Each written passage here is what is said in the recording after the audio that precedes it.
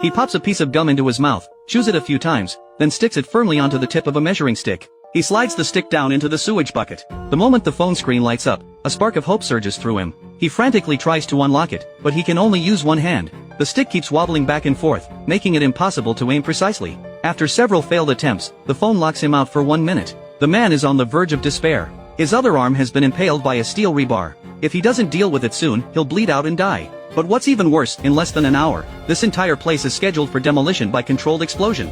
As the chief architect of the whole project, he knows full well that once those charges go off, he and this toilet will be blown to nothing. So the second that minute is up, he jumps right back at it. But the more he rushes, the more mistakes he makes. The gum pops right off and sticks to the phone screen. He curses under his breath and forces himself to calm down. He's only got one piece of gum left. If he blows this, it's game over. This time, he's extra careful. And thankfully, nothing goes wrong. The phone unlocks successfully.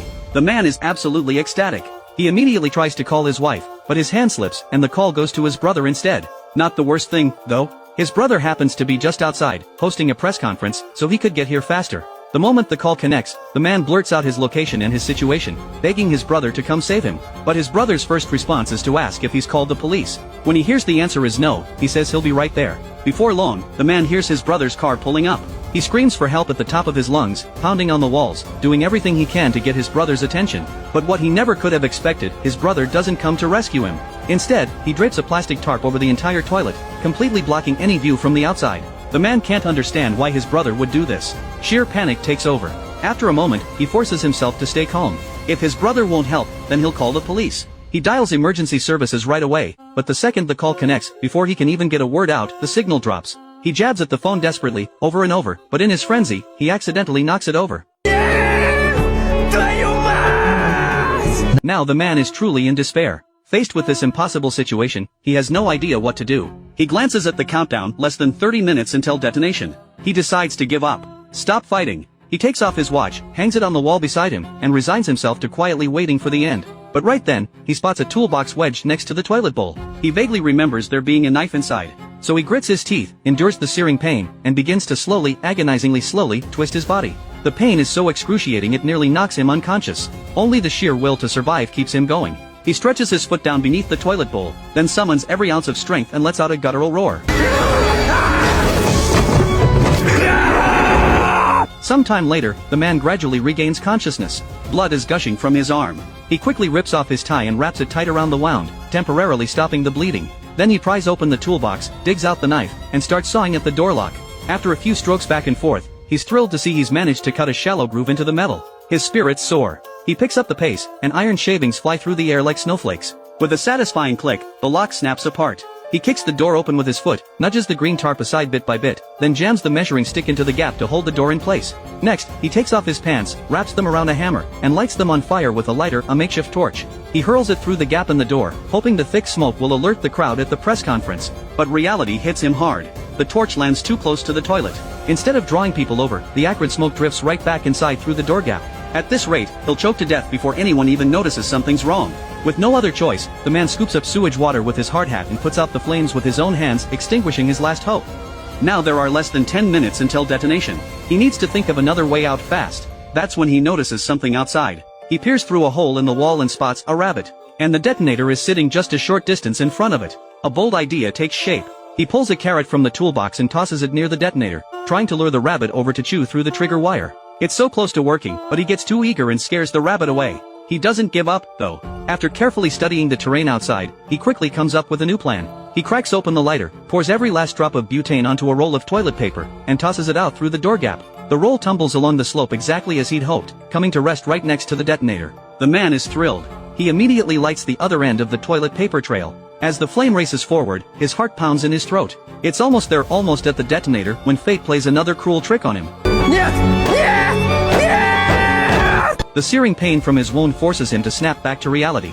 He looks at the smiley face sticker that landed near the detonator and gets another idea. He starts throwing everything he can get his hands on at the detonator, trying to smash the trigger button. But since he can't pinpoint exactly where it is, attempt after attempt fails. He even accidentally knocks the measuring stick, his only prop, flying out the door. 2 minutes left. In sheer desperation, with no time to think, he fights through the unbearable agony of rebar grinding against raw flesh and kicks the water pipe in front of him with everything he's got. It snaps clean off. He uses the broken pipe to prop the door open as wide as it'll go. Then the man hurls his one remaining shoe at the detonator. This is his absolute last shot. If this doesn't work, all he can do is sit and wait to die. And by some miracle, luck is finally on his side. The shoe nails the button dead on.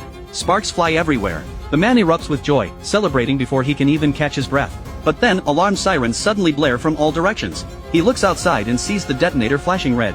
He whips around to check the countdown. Just over 20 seconds left. He can't afford to gamble on whether the detonator is actually damaged. So he steels himself, grabs the knife, and prepares to cut off his own arm. Just as he's about to do it, he hears his brother's voice from outside. The man lets out a long, shuddering breath of relief. Thank God, he's going to make it. A short while later, the demolition expert comes to check on the situation. The man immediately screams for help. The expert is stunned by what he sees and quickly fires off a signal flare to call for rescue. But just when the man thinks he's finally about to be saved, his brother appears behind the demolition expert and slams a shovel into the back of his head. That sight triggers a flood of lost memories. It all comes rushing back. The person responsible for everything he's been through is the very brother he trusted with his life. Before the man can even process the shock, he watches his brother use an encrypted keycard to reactivate the detonator. The man is terrified. He pleads pathetically, for his brother not to do this. But his brother doesn't even look back. He just walks away, ignoring every desperate cry behind him. Then the badly wounded demolition expert crawls up onto the toilet. He tells the man not to worry. After a restart, the detonator needs time to recharge before it can trigger. He can use that window to try and disarm the bomb. But barely a second after the expert finishes speaking, the brother's voice rings out again. He tells the reporters that while the main demolition will be slightly delayed, they can set off a smaller charge in the meantime. The man frantically reaches out to the demolition expert, trying to pull him inside the toilet for cover. But he's a split second too late.